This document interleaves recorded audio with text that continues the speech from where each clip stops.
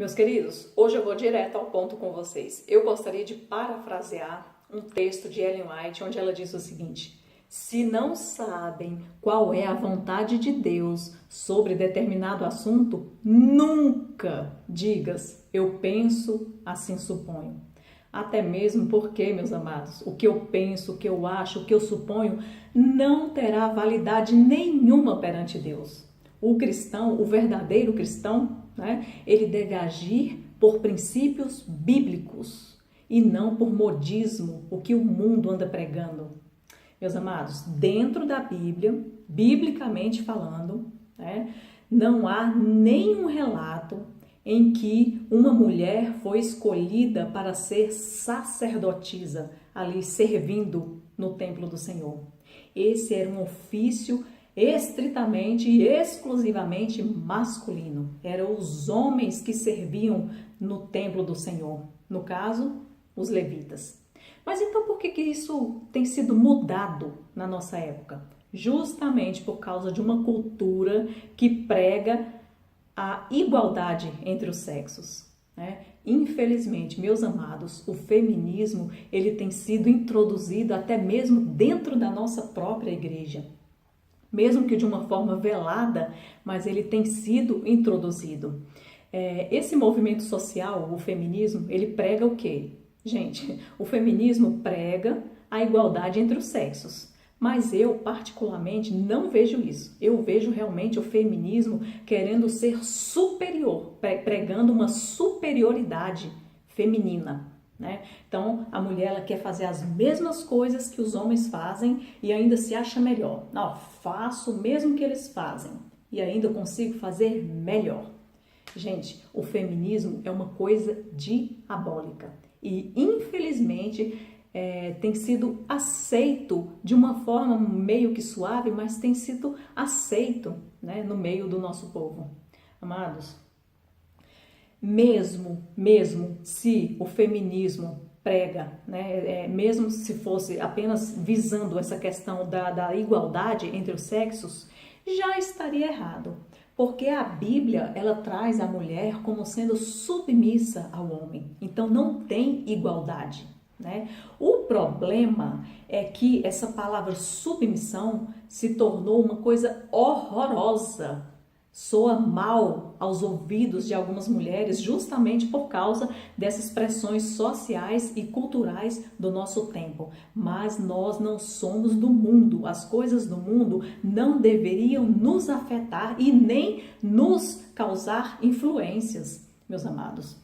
Bom, falando sobre essas questões do pastorado feminino, eu gostaria de ler com vocês aqui na primeira carta a Timóteo, no capítulo 3, eu não vou ler tudo para não ficar longo, mas lá vem sendo especificado ali quais as qualificações que um homem deve ter para ser um bispo, quais são as qualidades que a pessoa tem que ter para ser um bispo, um pastor. Então, lá no versículo 2 diz o seguinte: é necessário, portanto, que o bispo seja irrepreensível, esposo de uma só mulher, temperante, gente, isso aqui também é muito importante, hein? Temperante, sóbrio, modesto, hospitaleiro, apto para ensinar. Lá no versículo 4 diz o seguinte: e que governe bem a própria casa.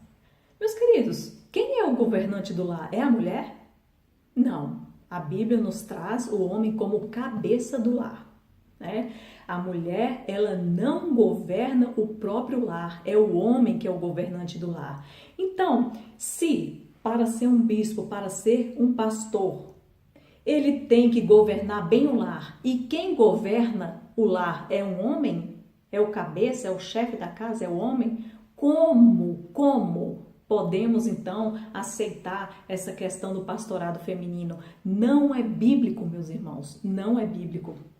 Isso é uma moda do mundo que está sendo introduzido no meio do nosso povo. E nós, como povo de Deus, mulheres do Senhor, não devemos aceitar isso. E também a gente não pode tomar uma decisão, uma posição neutra. A gente tem que falar contra esse feminismo, contra o pastorado feminino, pois ele não é bíblico.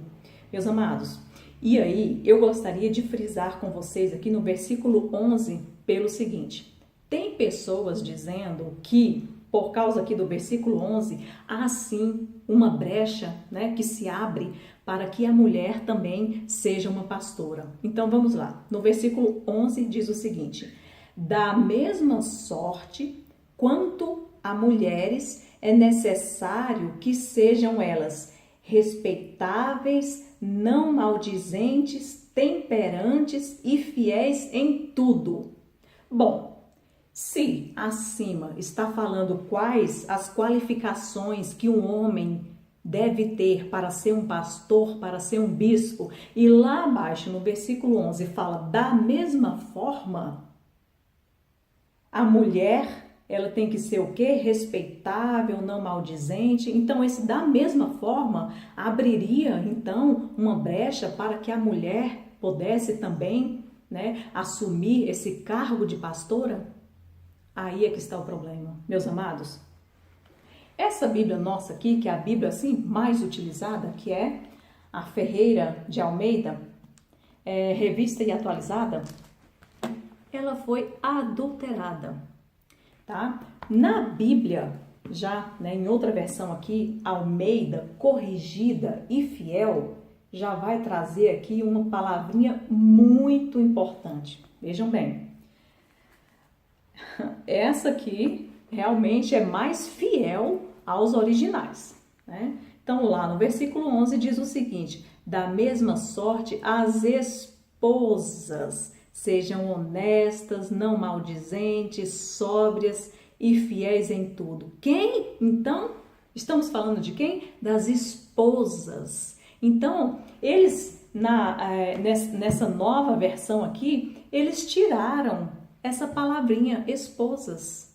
E aí, quando cita mulheres, fica generalizado. As mulheres, da mesma forma, as mulheres podem, né, ter essas qualificações e também, né, ser uma pastora. Não, está falando das mulheres do pastor, porque além de um pastor, para ser um bispo, além dele ter todas essas qualidades, a esposa dele também tem que ser gente boa, tem que ter qualidade. É isso que está falando. Não é que ela também pode ser pastora, é que ela também deve ter qualidades para que o seu esposo aceite uma função de bispo, de pastor.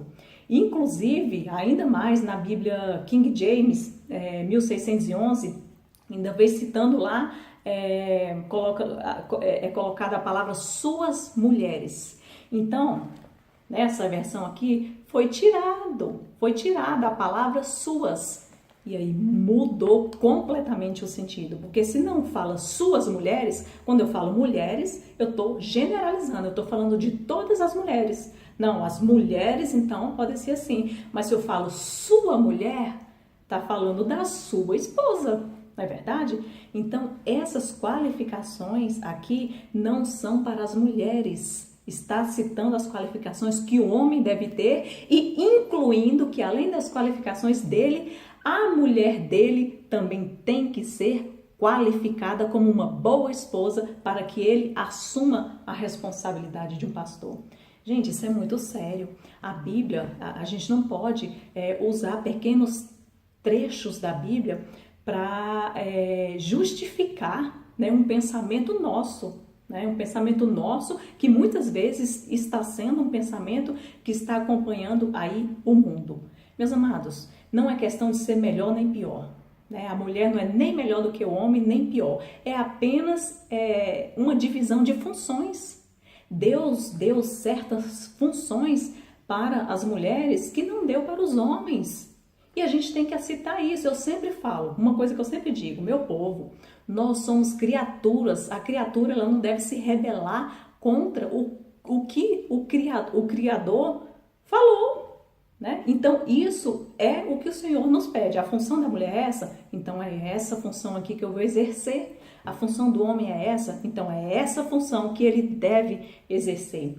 A mulher, ela foi criada como auxiliadora, ela foi criada para auxiliar. O homem não, o homem para pastorar. né? A mulher, ela cuida, o homem, ele lidera. Mas, infelizmente, atualmente, a mulher está querendo tomar a liderança do homem. E isso só vai trazer mais coisas ruins para o meio do nosso povo.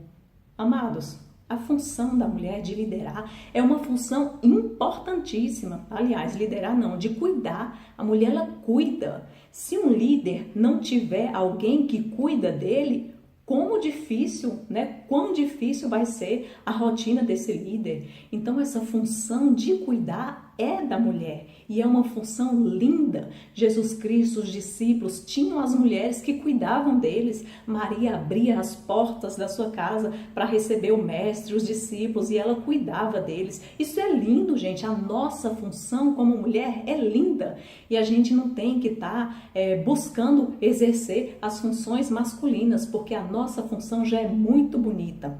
Meus amados, que essa palavra fique no coração de vocês e que a gente levante essa bandeira da palavra, essa aqui, né? Aliás, tá melhor, né?